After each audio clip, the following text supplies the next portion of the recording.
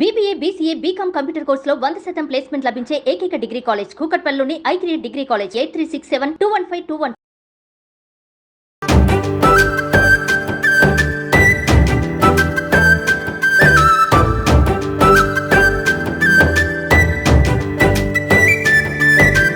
నమస్తే రమగారు. నమస్తే జయ. నమస్తే అండి. రమగారు, మనకి వినాయక చవితి అనగానే బొజ్జగన్నపైకి ఫస్ట్ చేసేది ఉండ్రాళ్ళు, కుడుములు. కుడుములు. మనం చేసాము గతంలో కూడా, మళ్ళీ ఇంకొకసారి మన ప్రేక్షకులందరి కోసం కూడా చేసి చూపిద్దామండి. పండగ స్పెషల్ Yes. సింపుల్ గా బియ్యపు రవ్వతోటి బియ్య పిండితోటి చేసుకునేది. అలానే రమగారు. ఒకేసారి రెండు చేసేద్దామా మరి? తప్పకుండా. ఓకే. ఏదైనా ఒక మందపాటి గిన్నె పెట్టుకోండి. ఇత్తడి గిన్నెలు అయితే చాలా మంచిది, లేకపోతే ఇప్పుడు ట్రైప్లైస్ అవి వస్తున్నాయి కదా, అడుగు మందంగా ఉంటుంది, శాండ్విచ్ బాటమ్స్ అలాంటివి పెట్టుకుంటే ఏంటంటే మీకు ఇది అడుగు మాడకుండా వైనంగా ఉడుకుతాయి. అవి పిండి ఉడకాలి కదా. అవును. ఓకే, ముందు రవ్వ కుడుములు చేసుకుందాం జయ. వీటికి బేసిక్ పొద్దున్న నిద్ర లేవగానే తలంటి పోసుకోగానే ఫస్ట్ చేయాల్సింది, ఒకవేళ గారెలు వేసుకుంటే గారెల పప్పు నానబెడతాం కదా, అట్లాగే శనగపప్పు నానబెట్టి పక్కన పెట్టుకోండి. అది ఎంత కావాలి మనకి, మనం చేసే దాన్ని బట్టి. ఒక గ్లాస్, నా చేతి సైజ్ చూడండి, ఉజ్జి గ్లాస్ అయితే ఒక 2-3 స్పూన్లు, పెద్ద గ్లాస్ అయితే ఒక పావు గ్లాస్ అయినా నానబెట్టుకోండి. ఇప్పుడు ఇందులో చూడు నానబెట్టి పెట్టాము. ఇది ఉండ్రాళ్ళకి కుడుములకి రెండిటికి మనకి శనగపప్పు కావాలి. ఆ గ్లాస్ తో 2 గ్లాసులు నీళ్ళు పోయి మొదట నానిన శనగపప్పు అయితే తేలిగ్గా ఉడుకుతుందండి, రవ్వ తొందరగా ఉడికిపోతుంది. శనగపప్పు ఉడకదు, పచ్చి పచ్చిగా ఉండిపోతుంది. ఆ పచ్చి లేకుండా ఉండడం కోసం నానబెట్టాలన్నమాట. నిండుగా పోయి చేయ. మనం ఏ కొలతతో చేయదలుచుకున్నామో ఆ కొలతతోటి 2 కొద్దిగా పావు నీళ్ళు పోయండి, సరిపోతుంది. ఇప్పుడు ఈ నీళ్ళు పెట్టగానే నానబెట్టి పెట్టుకున్నాం కదా, ఆ శనగపప్పుని ఒకసారి శుభ్రంగా కడిగేసి ఇందులో వేసేద్దాం.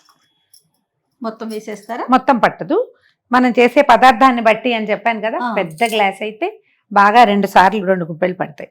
ఇప్పుడు మనం వేసేదేమో చిన్న గ్లాస్ రవ్వ చేస్తున్నాం కదా, చాలు. పప్పు ఎక్కువైపోతుంది. అదేనండి. నీళ్లు మరిగి ఈ లోపల నిదానంగా ఏంటంటే ఈ శనగపప్పు నానిపోయి ఉంది కదా, అది కొంచెం ఉడుకు పడుతుంది, సరిపోతుంది. నీళ్ళు మరగనిద్దాము. ఓకే. నీళ్లు బాగా తెరులుతున్నాయి చూసావా, శనగపప్పు కూడా ఉడుకు పట్టింది. మనం రవ్వ పోసాక మిగిలిన పప్పు ఉడుకుతుంది. అట్లా సిమ్లో పెట్టండి. దీనికి సరిపడా ఉప్పు వేసేద్దాము. జనరల్గా ఈ పప్పు ఉప్పు వేస్తే పప్పు ఉడకదు లాంటి భావాలు వస్తాయి కదా, కానీ మనం ఉండ్రాళ్ళకి ఉప్పు ఎప్పుడు వేస్తాము, రవ్వ అంతా ఉడికాక వేసామనుకోండి, అప్పుడు ఈవెన్ గా కలవదు, ఓ చోట ఎక్కువ ఓ చోట తక్కువ ఉంటుంది. శనగపప్పు నానింది, అది మీరు పెసరపప్పు అయినా మనం దేంట్లో అయినా నానితే ఉడికిపోతుంది. జస్ట్ ఒక ఉడుకు వస్తే చాలు కదా రమ్మగారు. చాలు, చాలు. ఉప్పు సరిపడా వేయటం. ఓకే. ఓకే. తర్వాత దీనికి సరిపడా జీలకర్ర, ఒక చిన్న స్పూను జీలకర్ర వేద్దాము. అంటే ఈ జీలకర్ర ప్రేయసులు కొంతమంది ఉంటారు, వీళ్ళు ఉప్మాలో పులిహోరలో కూడా వేసుకుంటారు. చాలా బాగుంటది రమ్మగారు. ఉప్మాలో పులిహోరలో జీలకర్ర లేకుండా ట్రై చేసి చూడండి, దాని రుచి వేరుగా ఉంటుంది. ఓహో, మీకు నేను ఉప్మాలో జీలకర్ర వేసి తినిపిస్తావు, అప్పుడు జీలకర్ర వాసనే వస్తుంది. ఇక రవ్వని పోసేద్దాం ఇందులో. హైలో ఉంచొద్దు, సిమ్లో పెట్టి సాధ్యమైనంత చిన్న స్టవ్ మీదకి కనుక దీన్ని మార్చుకుంటే నిదానంగా రవ్వ ఉడుకుతుంది, దాంతోపాటు శనగపప్పు సగపడి ఉడికిపోయింది, అది ఉడుకుతుంది అనమాట. స్టవ్ మీదకి మార్చేసేద్దాము. ఈ స్టవ్ ఆపేసి ఆ స్టవ్ వెలిగిద్దాం. చిన్న స్టవ్ మీదకి మార్చి దీన్ని తిప్పద్దు, మూత పెట్టి వదిలిపెట్టేసేయండి. ఒక్క 4-5 నిమిషాలు. మీకు మీ గిన్నె పలచగా ఉంది, ఈ రవ్వ అడుగంటుతుంది, ఇలాంటి భయాలు ఉంటే పైన పెట్టిన మూతలో కాసిన నీళ్లు పోయండి. అప్పుడు ఏమవుతుంది, అడుగుది చక్కగా వైనంగా ఉడుకుతుంది. అంతే పద్ధతి. కొద్దిగా నీళ్లు పోసి పెట్టాను అడుగంటకుండా ఉంటుందని. చూడండి, రవ్వ ఉడికిపోయింది, కనిపిస్తుంది. ఓకే. ఒకసారి కిందకి పైకి తిరిగేసి దీన్ని దించి పక్కన పెట్టుకోండి. ఇప్పుడు ఇట్లా శుద్ధగా ఉంది కదా, ఈజీగా ముద్ద అయిపోతుంది. పక్కన పెట్టేసుకోండి. ఇది మనకి ఏమంటారు, ఉప్మా లాగా పొడి పొడిగా ఉండకూడదు, కొంచెం శుద్ధగా ఉంటేనే మంచిదన్నమాట. ఇది పక్కన పెట్టండి. మన దగ్గర నీళ్ళ మూత ఉంది కదా, ఉంటే అదే పెట్టేసుకోండి. అది ఇలా అడుగున చెక్కు కట్టకుండా ఉంటుంది అనమాట, లేకపోతే అడుగు డ్రై అయ్యి అడుగునంతా చెక్కు కడుతుంది, అలా అవ్వకుండా. ఇది నెంబర్ 1. ఓకే. ఇప్పుడు నెంబర్ 2, ఇవి ఉండ్రాళ్ళు బియ్య పిండితోటి చేసుకుంటాము. దీంతో ఈ పిండి గనక మనం ఏమంటారు అప్పాల పిండిలాగా ఉడకబెట్టి పక్కన పెట్టుకుంటే మీరు ఇట్లా చేత్తో చేసే కుడుములు చేసుకోవచ్చు, ఉండలు చేసి ఉండ్రాళ్ళ పాయసం చేసుకోవచ్చు, లేదా చిన్న బిళ్ళల్లాగా చేసి లడ్డువారీలు అంటారు. ఆ, ఏదైనా చేయొచ్చు. ఒకే పిండితో 3 షేపుల్లో చేసి పెట్టి నివేదన చేసే పద్ధతి కూడా కనపడుతుంది. నేను చేశాను నిరుడు. ఒకే పిండితో చేయాలన్న నియమం ఏంటంటే బియ్య పిండే ఇంపార్టెంట్ కాబట్టి ఏ షేప్ మీకు నచ్చితే అది చేసుకోండి. వాటితో జిల్లేడికాయలు చిన్నగా ఇట్లా పాలకాయల్లాగా అవి కూడా చేసి నివేదన పెట్టచ్చు. మన ఇష్టం. ఏది నీళ్ళు పోయి ఇందులో ఎన్ని పోయమన్నారు? 2 గ్లాసులు పోయి మనం ఏ గ్లాసు పిండితో చేయదలుచుకున్నామో దానికి 2 నీళ్లు పెట్టుకోవచ్చు. దీనికి కూడా ఇది గ్లాసున్నర పిండి ఉంది. 3వ గ్లాస్ కూడా పోసి దీనికి కూడా శనగపప్పు ముందే నానబెట్టి పెట్టుకున్నాము. శనగపప్పు వేసుకోవటము. శనగపప్పు ఉడికాక అప్పుడు బెల్లం వేసుకుందాము. స్టవ్ ఆన్ చేయి మొదట. దీనికి ఏంటంటే 1 గ్లాసుకి 3/4 గ్లాసు బెల్లం వేస్తే బాగుంటుంది. ఎక్కువ తీపిగా ఉండదు, అలాగని చప్పగాను ఉండవన్నమాట. ఈ నానబెట్టి పెట్టుకున్న శనగపప్పు 1 గుప్పెడు వేస్తున్నాను చాలు. మీ 2 స్పూన్ల శనగపప్పు అన్నమాట ఇది, అంతకంటే అక్కర్లేదు. దీన్ని ఉడకనివ్వండి. నీళ్లు తెరలేక అప్పుడు శనగపప్పు 3/4 సగపడి ఉడికిపోతుందిగా, అప్పుడు బెల్లం వేసుకుంటే సరిపోతుంది. ప్లేట్లో వేసి ఆరబెట్టేసామనుకో రవ రవగా వచ్చేస్తుంది. మనం 1 గ్లాస్ కొలత పెట్టుకున్నాం కదా, 3/4 గ్లాసు బెల్లం వేద్దాం. శనగపప్పు కొంచెం ఉడికిపోయింది సగపడి. కొలతే పెట్టుకోండి, మీకు ఈజీగా ఉంటుంది.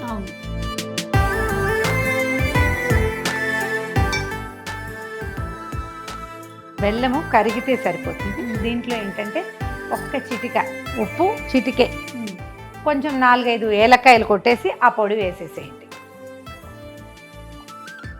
ఉప్పు వేస్తే బాగుంటాయి. బెల్లం కరిగిపోతుంది చూడు. మనం అప్పాలు చేస్తాం కదా, ఆ పిండి ఎట్లా ఉప్పుతాము ఇది అంతేనమాట. మనం ఈ బెల్లం ఎంత మంచి రంగుగా ఉంటే మన కుడుములు అంత కలర్ఫుల్గా ఉంటాయి. లేకపోతే తెల్లగా కనపడితే పంచదారతో చేసినట్టు కనిపిస్తుంది. బెల్లము ముదురు రంగుగా ఉన్న బెల్లాన్ని సెలెక్ట్ చేసుకోండి, సరిపోతుంది. బెల్లంతోనే ఉంది రమ్మగారు. అంతే, నీకు పాయసపు రంగు అయినా అంతే. వస్తువందం దాంతో. పాకం ఒక్కసారి తెరులుతుంటే సరిపోతుంది అన్నమాట. 1 చిటిక ఉప్పు, 5-6 ఏలక్కాయల పొడి, కొద్దిగా నెయ్యి వేయండి. ఇది మనకి చేతికి అంటుకోకుండా రావడానికి అన్నమాట. 1 స్పూన్ వేస్తే సరిపోతుంది. మీకు నాకమల్లే నేతి రుచి పాకం కనుక ఉంటే ఇంకో 4 వేసుకోండి. మనం నెయ్యి వేసాం కాబట్టి ఉండకట్టదు. నెయ్యి వేయటానికి ప్రధానమైనది ఏంటంటే 1 వాసన గుమగుమలాడుతూ ఉంటుంది, 2వది ఈ పిండి ఉండలు గట్టిపోకుండా ఉంటుంది అన్నమాట. లేకపోతే ఉండలు గచ్చకాయలు అవుతుంది. పోసేయండి, చకచక తిప్పేయండి. మొదట చూసినప్పుడు మీకు ఇది ఇంత పలచగా ఉంది ఎలాగరా దేవుడా అనిపిస్తుంది. ఏం కాదు, చల్లారితే సెట్ అవుతుంది. ఇత్తడి గిన్నె పెట్టుకుంటే ఏంటంటే మీకు నిమిషంలో ఇది మాడిపోకుండా అడుగంటిపోకుండా కొద్దిగా తాపీగా వైనంగా ఉడుకుతుంది వస్తువు. మనం కొంచెం శనగపప్పు నానబెట్టాం. తెలంగాణ ప్రాంతంలో పచ్చి శనగపప్పే వేసేస్తారు. ఓకే, ప్రాంతాల వారీగా వాళ్ళ అలవాటు చిన్న చిన్న మార్పులు ఉంటాయి. ఏంటంటే ఇప్పుడు దీన్ని కొద్దిగా ఈ పిండిని 1 చెంచాతోటి విడిగా తీసేసి, రంగు బాగా కనిపిస్తుంది. 5 నిమిషాలు మూత పెట్టి స్టవ్ మీదే ఉండనివ్వండి. 5 నిమిషాలే, అంతకంటే అక్కర్లేదు. స్టవ్ పెద్దది అనుకుంటే పక్కన స్టవ్ మీదకి మార్చుకోండి.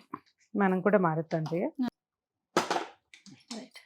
కొంచెం కాస్త అంచున్న మూత పెట్టి కొద్దిగా నీళ్ళు పోయండి. లోపలిది పాకం చక్కగా ఉడుకుతుంది. చాలు, ఊరికే కొంచెం నీళ్ళు పోస్తే చాలు. ఇవి 1-2-3 నిమిషాల తర్వాత దీన్ని ఆపేస్తాం. తర్వాత ఏం చేస్తాం, ఇందాక మనం కూడా ఉండ్రాళ్ళ పిండి పెట్టుకున్నాం కదా, రవ్వ ఉడకొచ్చాం, దాన్ని ఉండలు చేయటము, స్టీమ్ చేసుకోవటం అంతే. రమ్మగారు ఇది కూడా చల్లగా అయినట్లుందండి. ఇదేం చేద్దాం, మనం ఈ కుడుముల పిండిని బియ్య పిండిని పక్కన పెడతాము. ఓకే, అది చల్లారుతూ ఉంటుంది. ఈ లోపల మనం ఏం చేద్దామంటే ఈ ఉండ్రాళ్ళు ఎంత మటుకు వచ్చిందో పిండి చల్లారిపోయింది. దీన్ని మనకు కావాల్సిన సైజుకి ఉండలు చేసుకోండి. ఇది ఇట్లా కొద్దిగా తడిచేయి చేసుకోవచ్చు, ఏం తప్పలేదు. ఓకే, పనికొస్తుంది.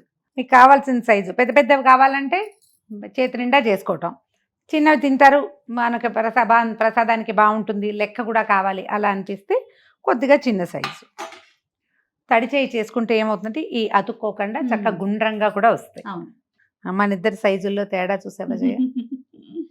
తడిచేయి చేసుకుంటే మీకు గుండ్రంగా వస్తాయి, లేకపోతే ఇలా కచకచ అని వంకర తింకరగా వస్తుంది.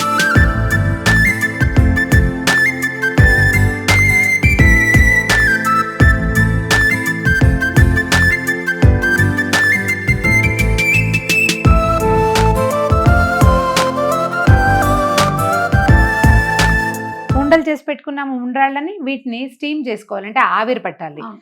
మనం ఏం చేయొచ్చు, ఒక పెద్ద పాత్రలో అడుగుని మంచినీళ్ళు పోసి పైన ఒక తడి బట్టని శుభ్రంగా పిండేసి తడి బట్టని వాసనలాగా కట్టడం, దాన్ని మీకు కట్టేసి ఈ ఉండ్రాళ్ళు పేర్చడం, ఆ బట్టని దాని మీదకి వేసేసి ఏదైనా పెద్ద దాంతో ఇడ్లీ ఎట్లా స్టీమ్ చేస్తాం అంతే. అట్లా చేయొచ్చు. మన దగ్గర ఒక స్టీమర్ ఉంది, ఇది ఈజీగా ఉంటుంది.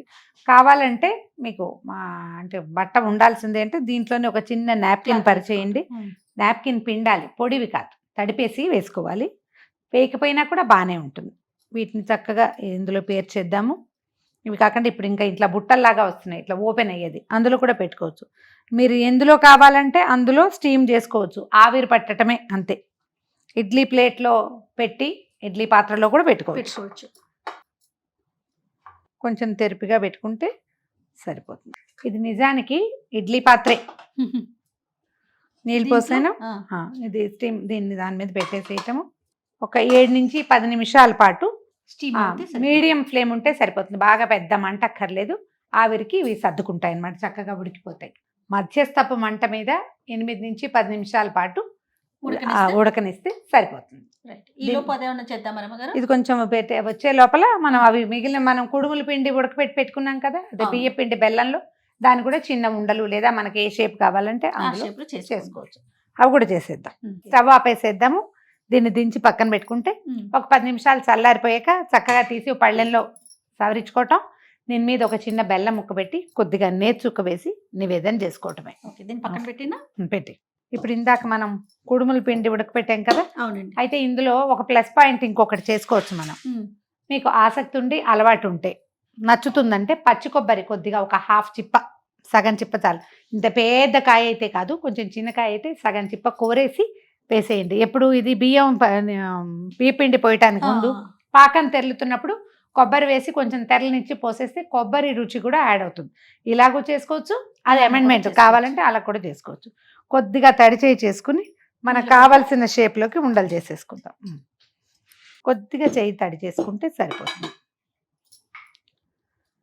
ఇది మనం చిన్న చిన్న ఉండలు చేసుకుని ఉండ్రాళ్ళ పాయసం చేస్తాం, దాంట్లో కూడా వాడుకోవచ్చు. నెయ్యి వేసాం కాబట్టి చేతికి అంటుకోదు. చిట్టి ఉండ్రాళ్ళు చేసి పెట్టుకోవచ్చు. దీన్ని మీరు ఇలా చేసి నివేదన చేయొచ్చు, స్టీమ్ చేసి. తర్వాత ఉండని ఫ్లాట్ చేసి అప్పచ్చులాగా ఇలాగూ చేయొచ్చు. లేదా మామూలు మనం కుడుములు అంటాం కదా, చేతితోటి ఇట్లా చేతి గుర్తులు పడేలాగా ఇలా కాయల్లాగా వస్తాయి చూడు, ఇట్లా ఇలా కూడా చేసుకోవచ్చు. మీరు ఎలా కావాలంటే అట్లా చేయండి, ఏ పద్ధతి అలవాటు ఉంటే అది. ఇందులో మనం జిల్లేడు కాయలు అంటారు, అలా కూడా చేయొచ్చు, అది కూడా చూపిద్దాం. ఉండ చేసి దీన్ని చేతితోటి పైకి లాగుతాం అన్నమాట. చిన్నవి ఇలా కూడా చేసి పెట్టుకోవచ్చు, గౌరీదేవి షేప్లో చిచ్చుపుడ్ల లాగా ఉంటాయి. మీరు ఎలా చేసినా సరే, మనం అయితే అన్ని ఒకేలా చేద్దాం. చెప్పండి ఎట్లా అట్లా ఇట్లా చేసి వీటిని స్టీమ్ చేసుకోవటమే, ఊరికే చూపించడానికి చేసామంతే.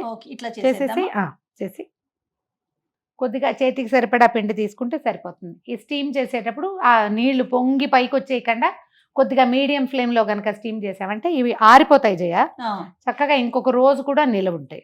తీపి మరింతగా తీయగా కావాలి ఉడికిన తర్వాత అంటే 1/4 కప్పుకి ఇంకొంచెం పెంచుకోండి బెల్లం, లేకపోయినా బాగుంటుంది. ఇట్లా కూడా ఊరికే అది వేడిగా ఉంటే మన చేయి కాలకుండానే మనం తడి చేసుకుంటున్నాం అన్నమాట.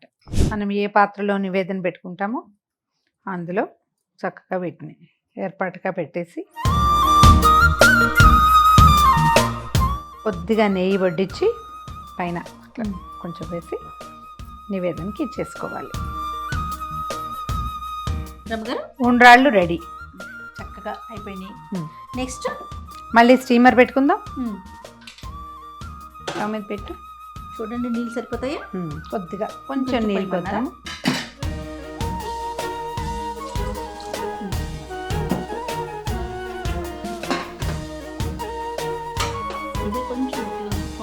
మూత గట్టిగా ఉండటమే మంచిది. మనం ఇలా చక్కగా ఈ షేప్లో ముఠీల్లాగా ఏమన్నా దాన్ని ముఠియాలు అంటారు, ఈ చేత్తో చేసేవి గోరుమిట్టిల్లు చేస్తాం కదా. గోరుమిట్టిలేమో గోరు ఇట్లా ఇట్లా ఇట్లా మ్మ్. అంటారు కదా. వీటిని మళ్ళీ ఇంక ఎందులో స్టీమ్ చేయదలుచుకున్నాం అందులో, ఒకవేళ మీరు మామూలు బట్టతో చేయదలుచుకుంటే పాత్రకి ఒక తడి బట్టని వాసన కట్టి ఇవి చక్కగా పేర్చేయటం, పైన ఒక చిన్న మళ్ళీ ఆ మడతని పైకి వేసి కొంచెం డోమ్గా ఉండేది ఇట్లా బౌల్ లాగా ఉండేదాన్ని మూత పెట్టి ఒక 5 నుంచి 10 నిమిషాల లోపే సరిపోతుంది. వీటిని ఇందులో పెట్టేద్దాము. వీటికి ఏంటంటే పూర్తిగా సిమ్లోనే ఉంచుకోవాలి. మ్మ్. స్టీమ్ చేసేటప్పుడు ఎక్కువ మంట మీడియం పెట్టద్దు, నీళ్ళు కాగితే సరిపోతుంది. ఎందుకంటే దీనికి తడి తగులుతూ ఉంటుంది పై అడుగు నుంచి, దాంతో జిగురు వస్తుంది కొంచెం, పాకం కదా అందుకని.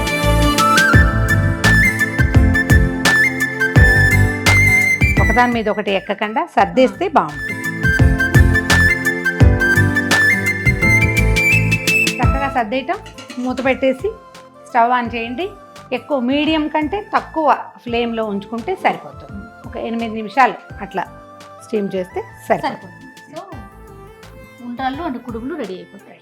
మన కుడుములు ఎలా ఉన్నాయో చూద్దాం. చేయ మూర్తి అది ఉండ్రాళ్ళు కుడుములు చేసుకునేటప్పుడు ఈ రవ్వ మనమే ప్రిపేర్ చేసుకోవటం, ఈ పిండి మనమే చేసుకోవటం. తడి పిండితోటి చేసిన కుడుములు ఇంకా ఎక్కువ మృదువుగా ఉంటాయి. అంటే పొద్దున్నే లేచి బియ్యం నానబెట్టేసి శుభ్రంగా కడగటం, 2 సార్లు నీళ్ళు పోసి నానబెట్టి ఒక 2 గంటలు గంటన్నర నానితే మిక్సీలో వేస్తే చక్కగా మెత్తటి పిండి వస్తుంది. ఆ మెత్త పిండితోటి తడి పిండితోటి చేసిన కుడుములు ఇంకా ఎక్కువ రుచిగా ఉంటాయి. మీకు అవకాశం ఉంటే అది చేసుకోండి. కొబ్బరి కూడా వేసుకోండి, అదొక వేరే రుచి వస్తుంది కావాలంటే. తర్వాత రవ్వ కూడా బియ్యం ఒకసారి కడిగేసి తడి పొడి కడగటము, కడగంగానే ఒక టవల్లో పోసి తుడిచేసేయాలి. కొద్దిగా ఒక పొడిగా అయ్యేలాగా, పూర్తిగా పొడి కాదు, ఒక మాదిరిగా అవుతుంది. దాన్ని కూడా మనం మిక్సీలో వేసి కొంచెం విప్ చేసి నిదానంగా గ్రైండ్ చేస్తే చక్కగా రవ్వ వస్తుంది. ఆ రవ్వతోటి చేసినా కూడా బాగుంటుంది.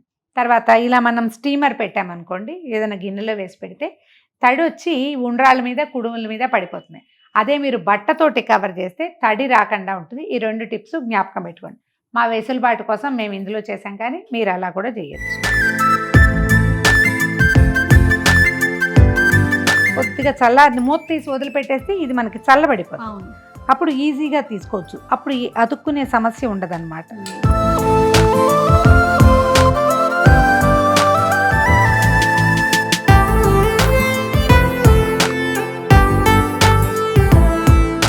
మన బియ్యపిండి కుడుములు, బియ్యపు రవ్వ ఉండ్రాళ్ళు, వీటి మీద కూడా కొద్దిగా నేర్చుక్క వేసి నివేదన చేస్తే సరిపోతుంది.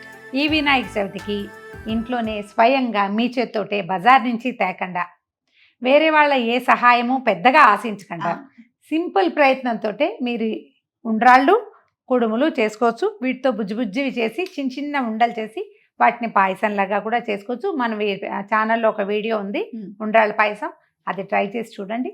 చక్కగా ప్రసాదం చేత్తో చేసి దేవుడికి నివేదన పెట్టండి, ఎంతో బాగుంటుంది. ట్రై చేసి చూడండి. తప్పకుండా. మరొకసారి వినాయక చవితి శుభాకాంక్షలు.